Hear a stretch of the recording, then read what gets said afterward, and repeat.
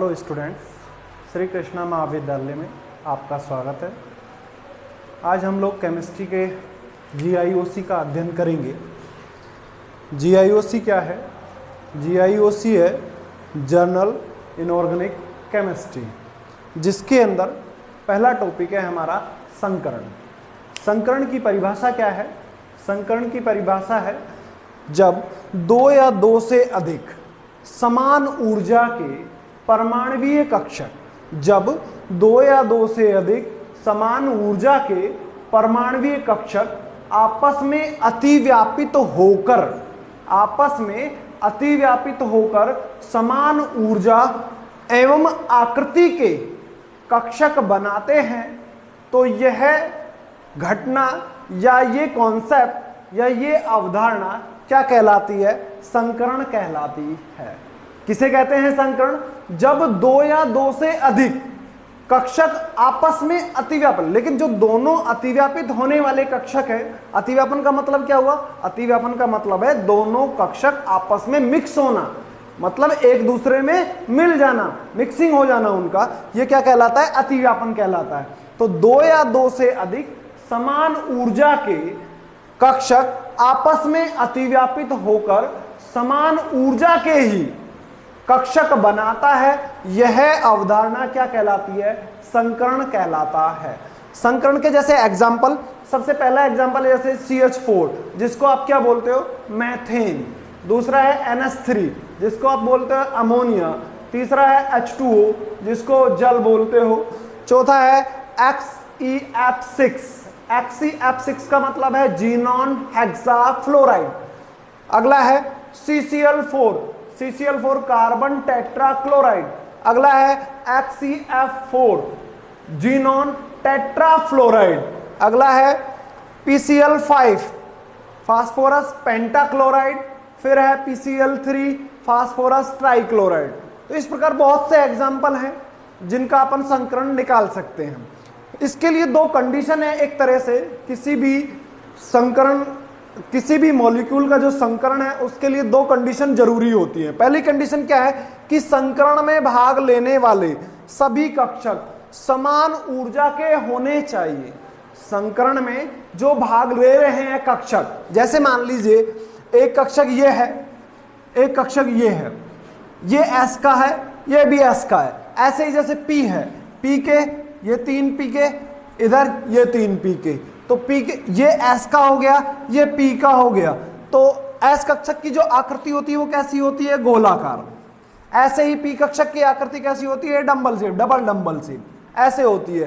तो कहने का मतलब ये है जब ये अतिव्यापित होंगे, S कक्षक अतिव्यापन हो सकता है, S का P के साथ भी हो सकता है, S का D के साथ भी हो सकता है। तो इस प्रकार अतिव्यापित हो जाते हैं और अतिव्यापित होकर के संकरित कक्षक बनाते हैं। ठीक है, तो संकरण में भाग लेने वाले सभी कक्षक समान ऊर्जा के होने चाहिए। समान ऊर्जा का मतलब इनका, जैसे आपने पढ़ा है पहले, ऐसे एक बॉन्डिंग बनते हैं, एंटी बॉन्डिंग बनते हैं। इस प्रकार समान ऊर्जा के कक्षक होने चाहिए, पहली चीज। दूसरी चीज क्या है? संकरण में जितने भी परमाणुीय कक्षक भाग लेते हैं, संकरण के अंदर जितने भी परमाणुीय कक्षक भाग लेंगे उतने ही संकरित कक्षक बनेंगे। ठीक है, संकरण में जितने परमाणुीय कक्षक भाग लेंगे उतने ही संकरित कक्षक बनते हैं। ठीक है, ये होगी हमारी संकरण की परिभाषा, संकरण के एग्जाम्पल्स और दो जो इसके लिए कंडीशन जरूरी होती है। अगला है संकरण के प्रकार। संकरण के प्रकार जैसे आपने पढ़ा है sp संकरण, sp2 संकरण, sp3 संकरण, sp3d संकरण, sp3d2 संकरण, sp3d3 संकरण। ये सब क्या होते हैं? संकरण के प्रकार। अब देखिए मैं आपको एक एक एग्जांपल थोड़ा समझा देता हूं। सबसे पहला एग्जांपल है हमारे पास में CH4। CH4 को आप लोग क्या बोलते हो? CH4 को हम लोग बोलते हैं मैथेन। ठीक है, अब एक शॉर्ट ट्रिक है, मैं आप लोगों को बता देता हूं कि संकरण हम निकाल कैसे सकते हैं। ये ट्रिक क्या है? देखो, संकरण निकालने के लिए हम क्या, सबसे पहले संकरण निकालने के लिए हमें क्या करना पड़ेगा? सबसे पहले हमें सेंट्रल एटम देखना है और केंद्रीय परमाणु के अंतिम कोष में उपस्थित इलेक्ट्रॉन। सबसे पहले आपको देखना है कि जो भी सेंट्रल एटम है हमारा, उसके अंतिम कोष में कितने इलेक्ट्रॉन हैं। ठीक है, उसके बाद क्या देखना है आपको, एकल बंध से बंधित परमाणु, एकल बंध से बंधित परमाणु। ठीक है, ये तो ये हुआ। और उसके बाद एक चीज और प्लस माइनस करनी होगी आपको, कि एक चीज प्लस माइनस और करनी पड़ेगी आपको, क्या कि उस जो भी मॉलिक्यूल आपको दिया हुआ है उस मॉलिक्यूल के ऊपर कोई आवेश भी उपस्थित है या नहीं है। यदि उस मॉलिक्यूल पे कोई आवेश उपस्थित है तो आपको उसके विपरीत चिन्ह लगाना पड़ेगा। जैसे मान लीजिए SO4-2 होता तो आपको -2 ऊपर लिखा हुआ है तो इसमें आपको +2 करना पड़ेगा, और यहां पर यदि प्लस कुछ संयोजकता है तो आपको माइनस करना पड़ेगा। एग्जाम्पल मैं आपको बताऊंगा इसका भी। फिर ओवरऑल आपको इसको डिवाइडेड करना है किससे, 2 से। देखो अब हम इसका निकालें, जैसे मान लीजिए संकरण CH4 का, कार्बन के अंतिम कोष में 4। ठीक है, अब इसके ऊपर क्या है, एकल बंध से बंधित परमाणु कितने हैं, एकल बंध से बंधित परमाणु देखने हैं हमें। कार्बन का ऐसे होता है, एक हाइड्रोजन एक हाइड्रोजन एक हाइड्रोजन एक हाइड्रोजन। ठीक है, तो 4 हाइड्रोजन एकल बंध से बंधित कितने हुए, 4। तो 4 + 4 अपॉन 2। यहां पर कोई आवेश नहीं है। यदि कोई आवेश होता, यदि यहां पर कोई आवेश होता तो मैं यहां पर प्लस माइनस का साइन लगा देता। ठीक है, अब नहीं लगाना। अब आपको करना है 8/2 का मतलब 4 हो गया, और 4 का मतलब कौन कौन से संकरित कक्षक हो गए, sp3। ठीक है, sp3 एक s का और 3 p के कक्षक इसके संकरण में भाग लेते हैं। ठीक है, अभी इसी प्रकार अब इसकी हमें ज्यामिति भी निकालनी हो, आकृति निकालनी हो, वो कैसे निकाल सकते हैं। देखो कार्बन है, ज्यामिति और आकृति की यदि हम बात करें तो आकृति और ज्यामिति एक तरह से वैसे तो दोनों अलग अलग चीजें हैं। कैसे अलग अलग चीजें हैं, देखो आकृति जो होती है उसके अंदर लोन पेयर शामिल नहीं किए जाते, जबकि ज्यामिति जो होती है उसके अंदर लोन पेयर शामिल किए जाते हैं। आकृति और ज्यामिति में यही फर्क होता है कि आकृति के अंदर लोन पेयर शामिल नहीं किए जाते, जबकि ज्यामिति के अंदर लोन पेयर शामिल किए जाते हैं। ठीक है, यहां पर हम मैथेन की बात करें तो मैथेन के अंदर तो लोन पेयर कोई है ही नहीं। लोन पेयर का मतलब आप लोग समझते हो, लोन पेयर होता है एकाकी इलेक्ट्रॉन युग्म। कहने का मतलब यह है कि उसके पास कोई इलेक्ट्रॉन बाकी तो नहीं बचा है जो बॉन्ड बनाने में भाग नहीं ले रहा हो। ठीक है, तो अब इसमें हम आकृति और ज्यामिति में देखो, इसकी जो आकृति और ज्यामिति है वो दोनों की दोनों क्या है, चतुष्फलकीय ही होती हैं, जिसको आप लोग क्या बोलते हो, टेट्राहेड्रल कहते हैं।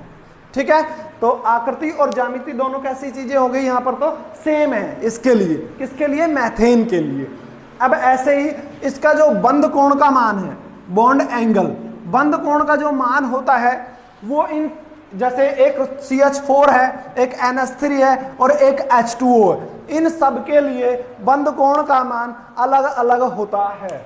देखो इन तीनों में लगभग, वैसे कॉमनली जो एक बंध कोण बताया जाता है वो बता देते हैं हम 109 डिग्री 28 मिनट का, तीनों में कॉमन रूप से। लेकिन ये कॉमन रूप से क्यों बताया जाता है, क्योंकि इन तीनों के अंदर एक ही संकरण पाया जाता है। कौन सा संकरण पाया जाता है, sp3।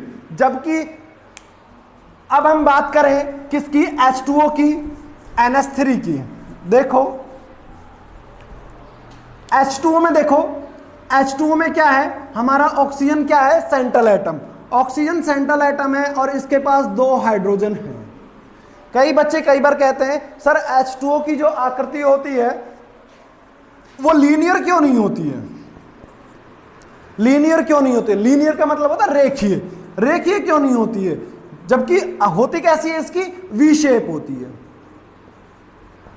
होती कैसी है इसकी, वी शेप होती है। देखो कैसे, H2O है हमारे पास में, ऑक्सीजन इसका क्या है, सेंट्रल एटम। ऑक्सीजन, अभी मैंने आपको फॉर्मूला बताया कि सबसे पहले आपको देखना है सेंट्रल एटम का सेंट्रल एटम का अंतिम कोष में कितना इलेक्ट्रॉन है। यहां पर ऑक्सीजन है, ऑक्सीजन के अंतिम कोष में होते हैं 6। उसके बाद है हमारे पास में हाइड्रोजन। हाइड्रोजन दोनों एकल बंध से बंधित है, और दोनों एकल बंध से बंधित है तो इसके अंदर कितने हैं, 2 एकल बंध हो गए, भाग दोगे 2 का, कितना आएंगे, वही इसका क्या आएगा, 4 का मतलब क्या हो जाएगा, sp3, और sp3 का मतलब वही इसके अंदर। अब हम आकृति और ज्यामिति की बात करें, तो यदि हम ज्यामिति की बात करेंगे तो इसके अंदर होगा टेट्राहेड्रल। कैसे होगी टेट्राहेड्रल, टेट्राहेड्रल का मतलब चतुष्फलकीय। चतुष्फलकीय का मतलब कैसे हो गया, ये ऑक्सीजन, ये हाइड्रोजन, ये भी हाइड्रोजन, और इसके पास होते हैं 2 लोन पेयर। अब क्या होता है आपको पता हो तो सबसे ज्यादा रिपल्सन का मतलब होता है प्रतिकर्षण बल। सबसे ज्यादा जो प्रतिकर्षण होता है वो किस में होता है, लोन पेयर के मध्य।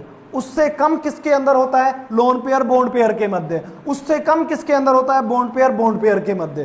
तो ऐसे जब इनमें रिपल्सन होगा तो ये बॉन्ड दोनों एक दूसरे से दूर हटेंगे, दोनों इलेक्ट्रॉन ये दूर हटेंगे, ये भी रिपल्सन करेगा जबकि ये आकर्षण करेगा। जिसके अंदर जितना कम रिपल्सन होता है उसके अंदर उतना ही ज्यादा आकर्षण होता है। तो इसकी जो शेप बन जाती है वो कैसे बन जाती है, दोनों हाइड्रोजन तो पास आ जाते हैं और ये दोनों हो जाते हैं ऐसे, ठीक है। तो इस प्रकार ये जो आकृति हो गई, ये कौन सी आकृति हो गई, इसकी चतुष्फलकीय।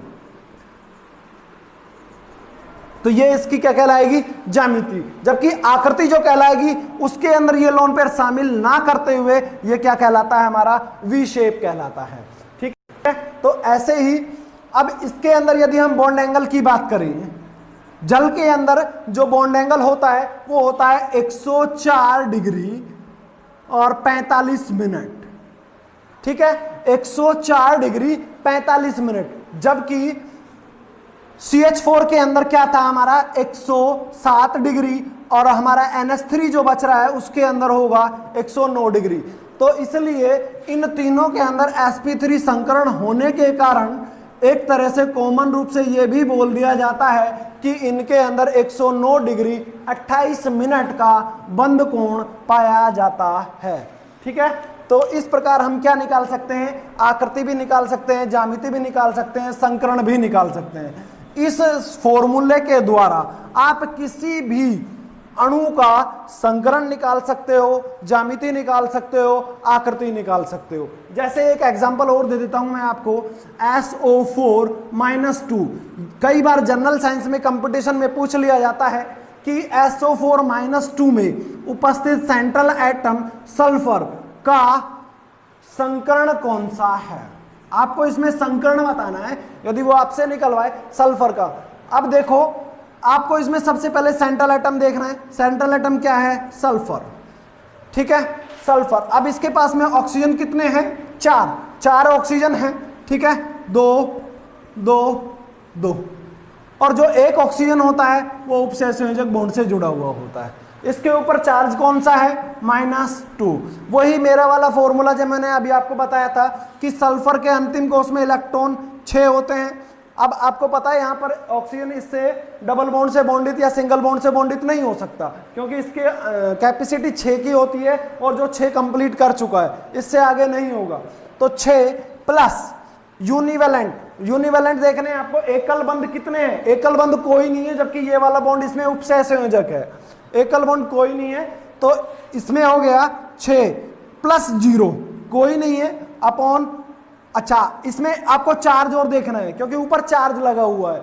अब चार्ज यहाँ पर -2 है, तो मैंने आपको बताया था यदि यहाँ पर -2 है तो आपको यहाँ पर +2 लिखना होगा, और यदि यहाँ पर कोई प्लस होता तो आपको यहाँ पर माइनस लिखना पड़ता। उसके जस्ट विपरीत लिखना है आपको, और डिवाइडेड बाय कितना करना है, 2 करना है। तो 6 और 2 8, वही 4, और 4 का मतलब कौन सा संकरण हो गया, इसके अंदर भी sp3, ठीक है। तो ऐसे हम किसी भी अणु का संकरण निकाल सकते हैं, किसी भी यौगिक का संकरण निकाल सकते हैं, उसकी ज्यामिति बता सकते हैं और उसका संकरण भी बता सकते हैं, ठीक है। नेक्स्ट क्लास में हम लोग आकृति और ज्यामिति के कुछ और एग्जाम्पल पढ़ेंगे।